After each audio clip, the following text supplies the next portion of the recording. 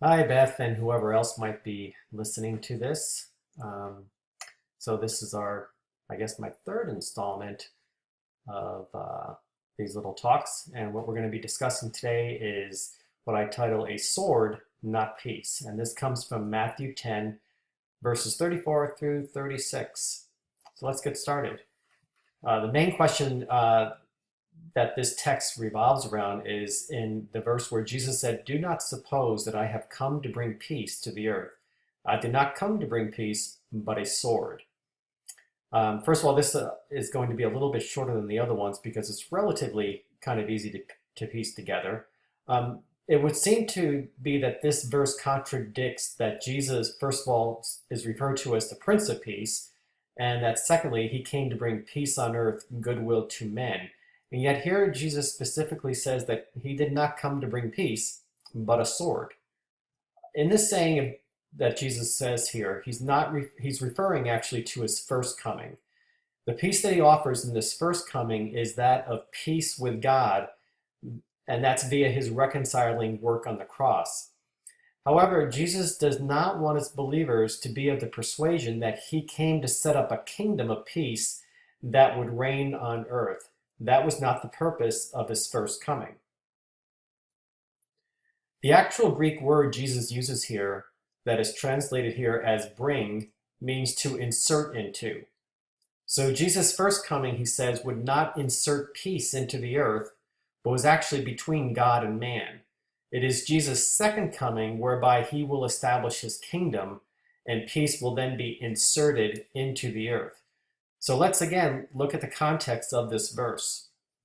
Matthew 10 contains Jesus' instructions to his disciples concerning a special preaching tour he was sending them on. So this is not to be confused with his later sending out the 70 or even to the Great Commission. This was a temporary mission that Jesus was sending his disciples on.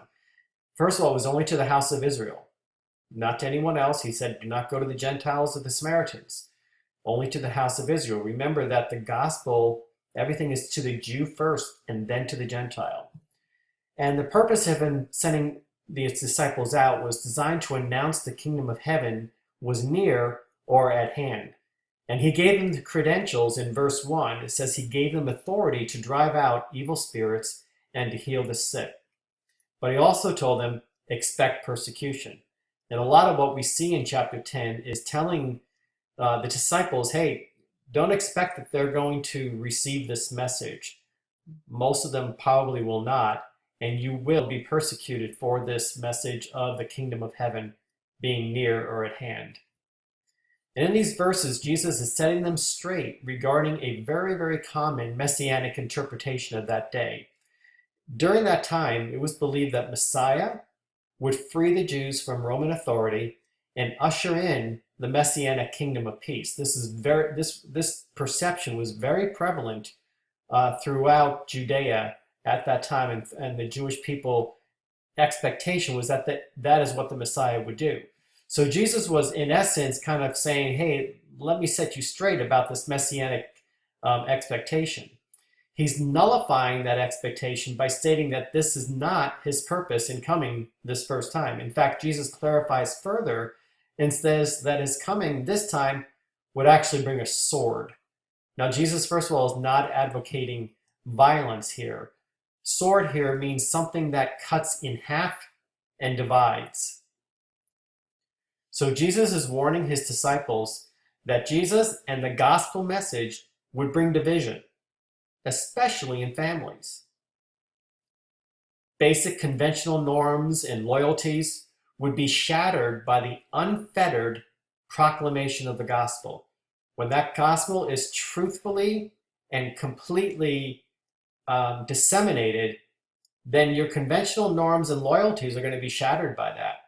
There's no neutrality of mutual toleration that exists when the true message of the kingdom is declared. Sorry for that little spelling error there.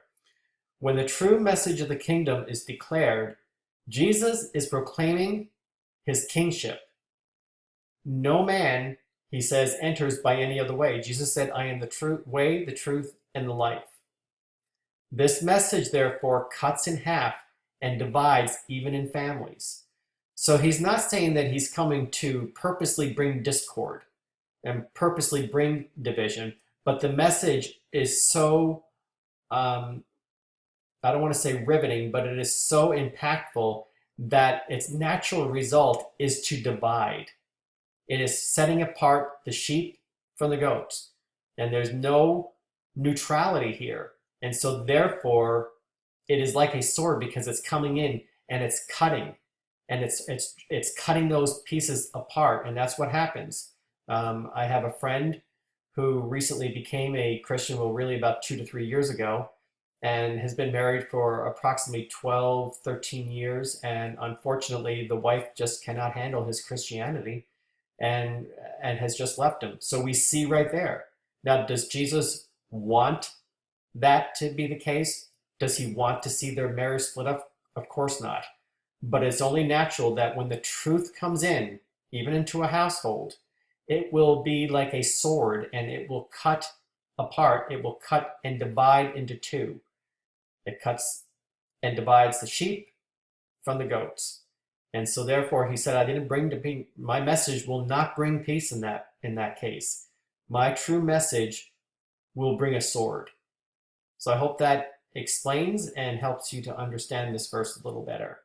And looking forward to our next time together. Bye.